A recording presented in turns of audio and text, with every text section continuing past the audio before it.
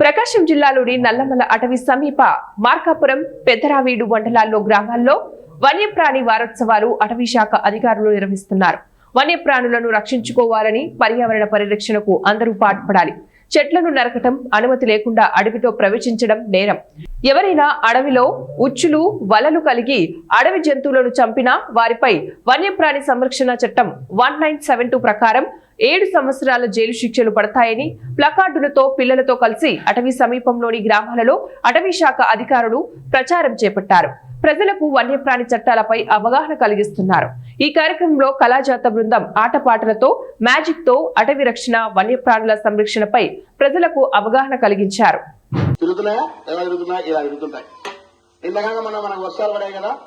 గంటకు 150 కిలోమీటర్ల వేగంతో, గంటకు 200 కిలోమీటర్ల వేగంతో ఇలా చిన్నగా పైన చక్కెరలు కొడుతుంటాయి. ఎందుకంటే బాగా వేడిగా ఉంటుంది, వర్షం నల్లగా పొగలు కక్కుతుంటుంది. అలాంటి మేఘాలన్నీ కూడా ఒక అడవి ఆకర్షిస్తుంది అనమాట. ఎలాగ ఇలా చూడండి, చిన్నగా వాగులు, వంకలు, పల్లెలు, పట్టణాలు అన్ని దాటుకుంటూ ఒక ఫారెస్ట్ వచ్చింది.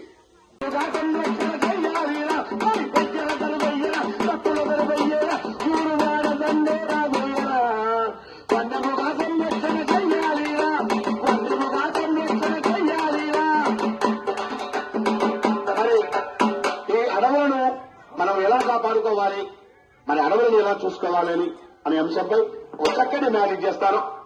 మరి ఇద్దరు రావాలి, పెద్దవాళ్ళైనా పర్వాలేదు, చిన్నవాళ్ళైనా పర్వాలేదు, ఇద్దరు రండి. మన గ్రామ ప్రజలు మ్యాజిక్ చూసుకుందాం.